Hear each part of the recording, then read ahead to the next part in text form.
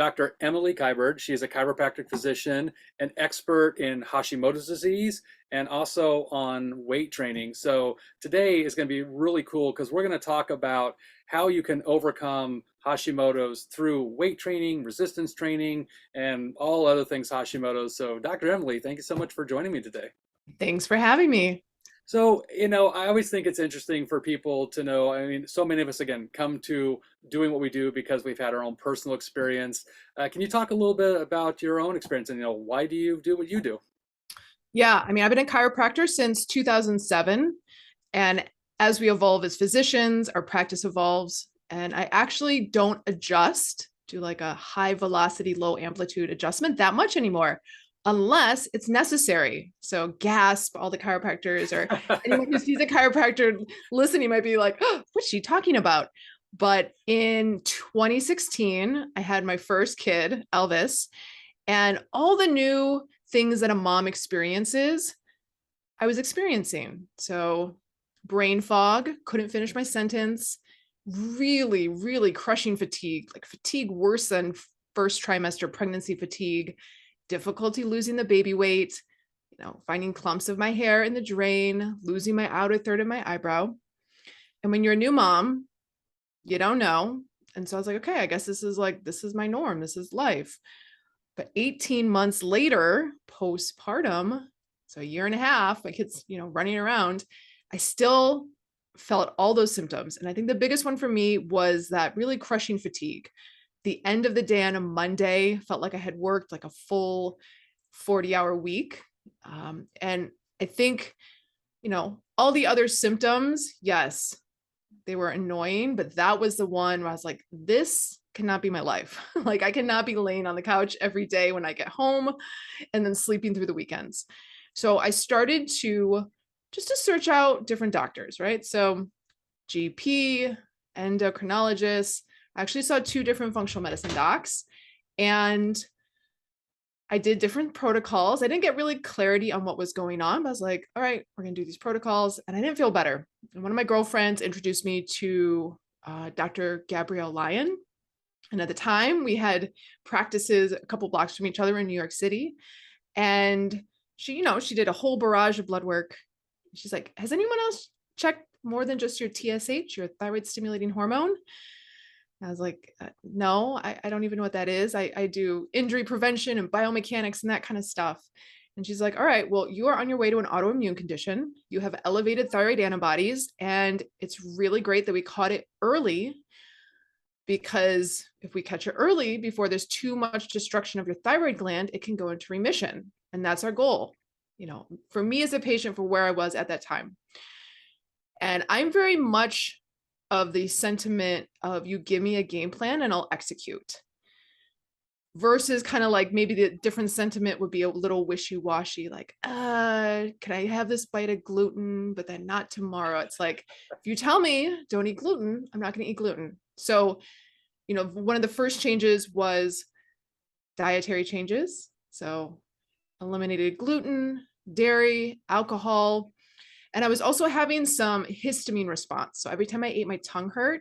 And I had a little bit of hormonal eczema on my hand, which, as you can imagine, as a chiropractor, working on people all day can be very, very annoying. So made those changes. So went on a low histamine diet as well. I took a little bit of medication, Cytomel, was on different supplement protocols for gut health, gut healing, really addressing some gut dysbiosis.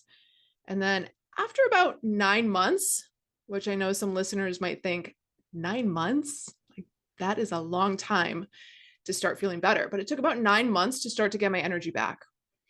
And then we started to dive into some of the potential triggers that could be adding load to the system.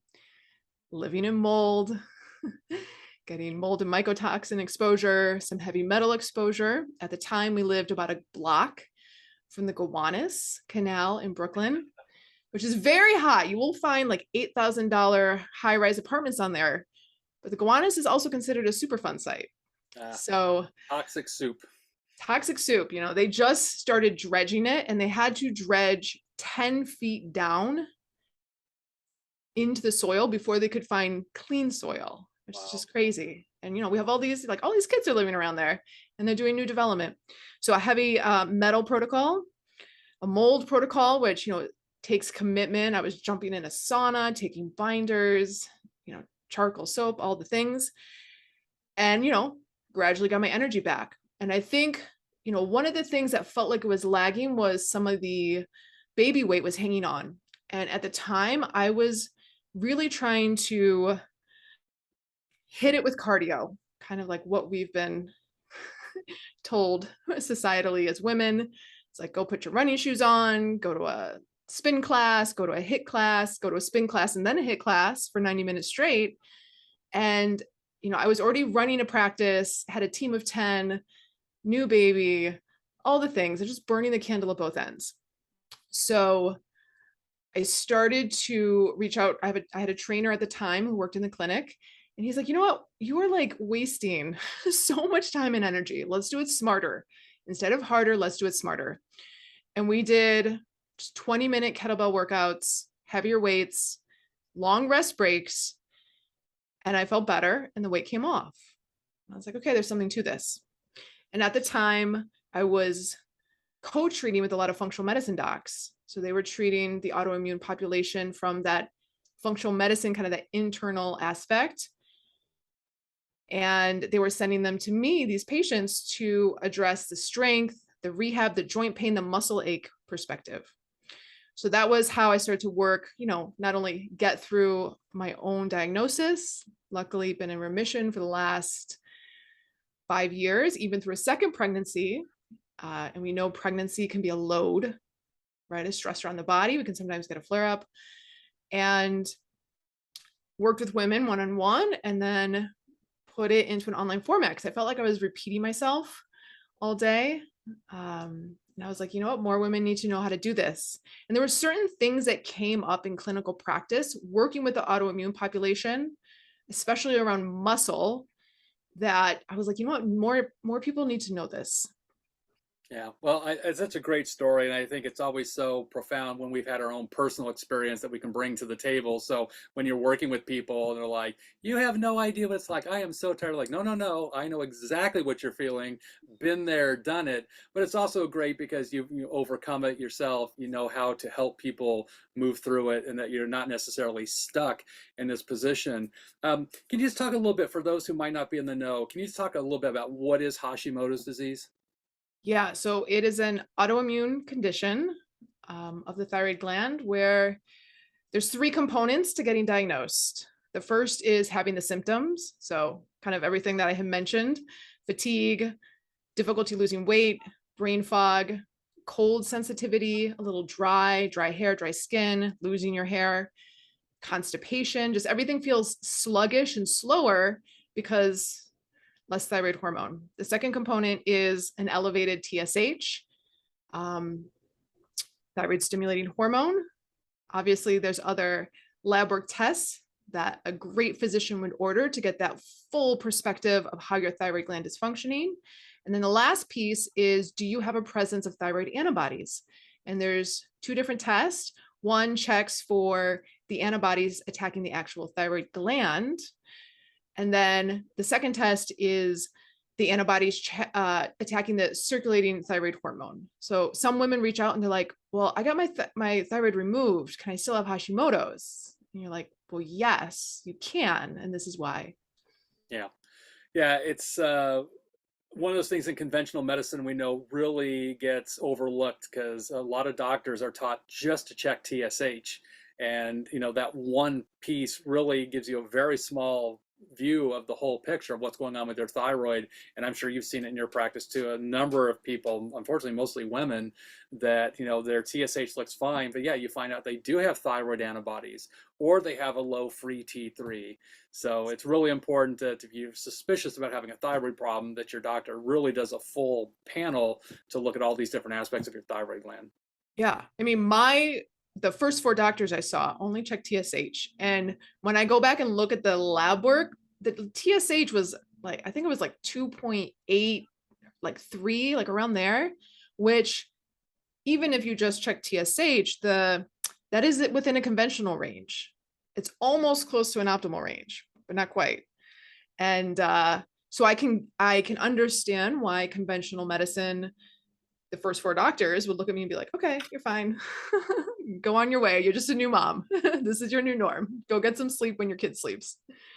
But I do think it's important that, if the provider is not taking the time to take a great intake, if you don't feel heard, doesn't feel like a partner in your health in this journey, that you keep searching. Yeah. Yeah. Well, I know there's so many aspects of treating Hashimoto's, and we don't have time to go into all of it, but I want to talk very specifically about weight training and resistance training, because I know, again, that's been your personal experience, a part of how you got well. Why is this so important for people to incorporate as part of their overall treatment plan? So with Hashimoto's, that hypo, that underactive thyroid component, it is harder for us to maintain our muscle mass. And the muscle is really important. It's our metabolic engine. The more muscle we have, the more calories we burn when we're not working out. And, if we get really, really sick, like if we become bedridden, like in these kind of crazy times, it is the one determinant of whether we are going to get out of the ICU, or, if we fall and break a hip, the one factor that, the more meat we have on the bones will help us recover quicker.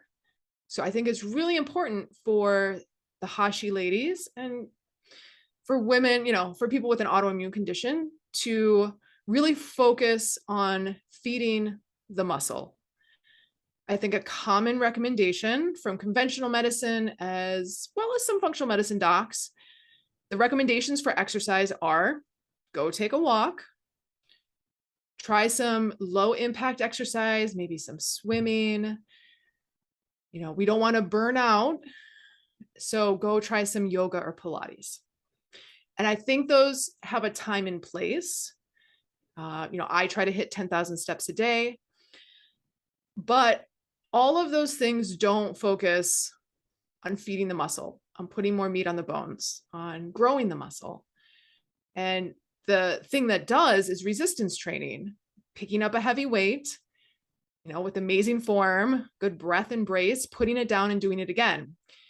And ideally, the newest research that came out was you need to hit fatigue. And I think culturally we think of fatigue as like laying in a puddle of sweat on the floor, and like we can't get up and we're red in the face and we're all huffy puffy, like we just did like 50 minutes of CrossFit. But fatigue, to build your muscle, to maintain your muscle mass, is the last rep, the last couple reps has to be an 8 out of 10 in terms of perceived exertion. So maybe you have like 2 more reps in the tank. Whether you hit that fatigue after 1,000 reps or 6 reps, the latest research shows that the stimulation of the muscle is the same. For me, being a mom, I like efficiency and effectiveness. So I want to do less reps, a little heavier weight, and then take a long rest break. I used to do a lot of dance cardio, like 5-pound weights. You had to do like many, many, many reps. And I also find that women, especially with Hashimoto's, and we can talk about like the tendons, when they do a lot of reps, they experience, like they have a higher propensity to an overuse injury. So I would rather do less reps, focus on feeding the muscle. Yes, I think the cardio of like the walking is great. I think yoga has a time and place. We can talk about this, but I don't think it's for everyone. And this is coming from like a trained yoga teacher who, taught yoga in New York City since 2007.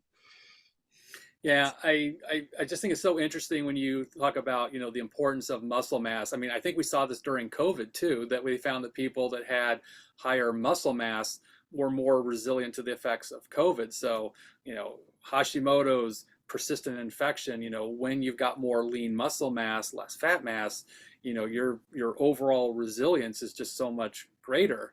But I can imagine for a lot of the Hashis folks out there who are just exhausted, and the thought of doing any kind of exercise, let alone, pushing any kind of heavy weight. What's your recommendation of like just getting started and, introducing themselves to some sort of weight training program or resistance training program?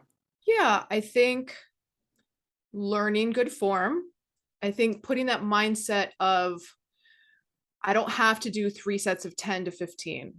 I could do 3 reps, especially starting when you're just trying to dial in the form and not injure yourself. I would focus on less reps and then start to build up the weight and then take long rest breaks. For those of us who are used to kind of a boutique fitness class, you take your rest at the end of the class. When you watch professional lifters lift, after their set, they take a 3 to 5 minute rest break. Usually they're walking around the gym all huffy puffy and you wonder why they're on their phone, but they're actually taking their rest break. So what if we did the same? Because recovery is really important, especially for the Hashi ladies. There's articles out there, and Dr. Donald Lehman, Gabrielle Lyon talk about this, how muscle is the largest endocrine organ in the body. Like when you stimulate it, especially under load and under resistance training, it actually secretes proteins, myokines, that then can affect our hormone regulation, our immune system. I think it's newer in the research, but I think it's important to, especially with women struggling with Hashimoto's, and it's like, I want to lose weight, I want to have more energy. The more muscle you have, those things will only get better, will Yeah, feel easier. I know a lot of women with Hashimoto's tend to have a lot of, joint pain and muscle pain. Are you finding there's other things that are contributing to that aside from Hashimoto's? Yeah, so obviously the hypothyroid component, right? Right. Every system in the body needs thyroid hormone. In my clinical practice, because I'm looking at the autoimmune population from a movement, rehab, what's moving too much, what's not moving enough aspect, I found there was this consistent trend. There's no research on this, so this is why I say it's from clinical practice, was there was an element of hypermobility in the joints. And there is a orthopedic test called a Baton score, which a lot of physical therapists use to check for hypermobility. Typically, it's used when you're checking for an Ehlers-Danlos, like a genetic mutation where all the joints are kind of sloppy, and certain joints it will show up more so. The knees, the elbows, the pinky touching the soft arm part of your forearm, the thumb touching the soft part of your forearm, the pinky bending back beyond 90. And then if you stood, bend forward, touch the floor, and you could palm the floor, straight knees, which is like every yogi's dream, but is actually hypermobility in the joints. I found that to go hand in hand with a lot of the Hashi women that I was treating. And so a lot of the women come in, they have joint pain, they have muscle aches. They want a massage, they want an adjustment, they want to know how to foam roll. All this like release, like what yoga poses should I do? I'm like, you shouldn't do any yoga poses. We need to rein it in. We need to create stability and integrity in the joints. How do we do that? Through resistance training. And obviously there's this fear of, oh my God, am I going to injure myself? I'm scared of heavy weights. But, I took those women, took their yoga. I'll go, let's just do an experiment. Let's do no yoga for 8 weeks, which I kind of felt like I was taking away their soul sometimes, but it's like, just an experiment. And let's do resistance training, working up to 3-4 times a week. And, the first week they felt tighter. And they're like, oh, like, this is not for me. And I was, just stay with it, because that tightness might just be creating the integrity, like finally getting your joints to create that stability that you need. And after probably like 10-14 days, I'm like, wow, I feel so much better. When I used to get massage, I felt good for like a couple hours, but like the next day I felt worse. Like I felt like I was hit by a bus. And so, that was putting those elements, and there's certain cues that you can say in certain lifts that can create that tension, that stability, that integrity in the joints. So I found that a lot of women, yes, they had the autoimmune component, the low TSH, such that, their joints were achy. It just kind of goes hand in hand with Hashimoto's, but they actually started to feel better. And they didn't change anything else except took away the stretching, the yoga, and added resistance training. Cool. Yeah. I'm curious, when you're working with people one-on-one, how do you kind of design a workout program for someone with Hashimoto's? So we always start with the breath. which I know sounds a bit cliche because hello, we breathe 25,000 times a day. But I think a lot of women are taught to suck their belly to the spine, to draw up and in, to skinny up the waistline. And that's okay in a Pilates class. But when you pick up a weight, when you watch babies learn their movement patterns, they breathe down and wide into their belly and they brace like you've never seen a baby pull their belly to their spine, right? Unless they're not developing properly. You've never seen a baby like pull their shoulder blades together to get good posture, to get upright. So we teach people how to breathe down and wide. Then I teach women how to brace, which is very confusing because in workout classes, you hear engage your core, tighten your core, use your abs. You're like, what does that mean? Like, what does that actually mean? And I think so I have found working with clients that men are better at this. I don't know if because they were little boys and like boys kind of like wrestle and punch each other and you learn to brace earlier than little girls. I don't know. That's my story. But teaching them how to brace, how to like keep that tension in their core. And then I teach them how to get stacked. So sometimes you'll see people overarch in their back, or they'll kind of jut their chin when they're pulling a weight. And when you do that, now you're sitting on your joints, your facet joints, the joints on the back of the spine, versus actually using muscles and gravity and building tension. So we teach women to get stacked, like keeping their ribs over their pelvis, ears over shoulders over hips. So those are the three things we teach. Sometimes just teaching the breath down and wide, like not just breathing up here in the chest in that stressed out sympathetic state, might take a whole session. And we start face down because you can use the floor as proprioceptive feedback. Like, so if you say, take a breath in and you're face down, do you feel it, below your belly button? And they don't. Breathe down, like as if you're breathing the belly into the floor. And then we teach it through the developmental patterns, like how we learned our movements as babies. If you started someone standing, it's actually really challenging because you have to control like where your feet are, old injuries and knee injuries, and then you ask someone to breathe. There's so much information going to the brain. If you put them face down, it's much easier. So that's where we start women, is with the breath. Sounds easy enough, right? Just breathe. There's all these interesting cues that we did just on a normal neurodevelopmental way. Like kids suction their tongue to the roof of their mouth when they're learning. Like they're very, the tongue's very active. And then over time, as adults, we're stressed. Like all the things that help with breathing, with moving, we forget. So it's interesting to give people these little cues, like, put your tongue on the roof of your mouth, an inch behind your teeth. Now breathe.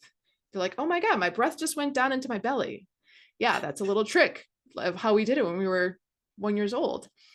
So those kind of cues really help really stimulate that subconscious level of breathing and moving to prep the body neurologically before we pick up a weight. Well, this has been a bunch of great information, and I know you've got a program. I can imagine a lot of people listening, if you haven't done any kind of resistance training, this is all probably brand new to you. You've got a great 12-week transformation program. Can you just tell us a little bit about that?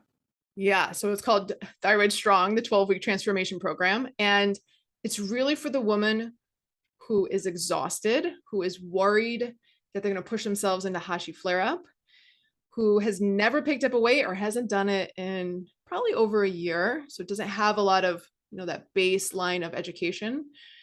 And 3 times a week, I am working out with you. It is all pre-recorded, so you can do it from your home. Kettlebell based. Kettlebells are very forgiving when you're first learning form. You could use a dumbbell if you want. And it literally takes you from like all the form, all the cues, from body weight to lightweight to picking up heavier weight. And, there's a nutrition component. There are interviews with different functional medicine docs talking about, just the beginnings of the different root causes. Cause I think it's important for women everywhere to know, there's women like in the middle of nowhere in the Yukon, who signed up for Thyroid Strong, their closest endocrinologist is like a 5-hour drive. So I think it's important to educate so that women can ask better questions. And, women have more energy, their pants fit better, like things. Sometimes when we have joint pain, we have to plan our day. And I had one with Thyroid Strong women talk about, she had a camper van with really high steps and she had to plan her day because she worried about knee pain. And then she did Thyroid Strong and she went the next summer, took her camper van with the high steps. And she's like, oh my God, I didn't have to plan my day. I didn't even think about my knees because, I'm so strong. My knees are so stable. So Thyroid Strong 12-week transformation. It is a great community of women. Everyone has Hashimoto's. So, how many times have you done a challenge and someone's getting results and you're like, why am I not getting results? Oh, this workout's killing me and I have an autoimmune condition. So it's nice that Thyroid Strong, like everyone has Hashimoto's, everyone has similar struggles and is also starting in the same place. Great. Well, we will definitely drop the link to the program in the show notes. So if you've been dealing with Hashimoto's and you've been on the couch maybe for a little too long, this will be a great introduction to getting your body stronger, more resilient. And I know it'll just be a fantastic program that's going to help a lot of women. So Dr. Emily, thank you so much for sharing your knowledge with us today. And I appreciate you being here. Yeah, thanks so much for having me.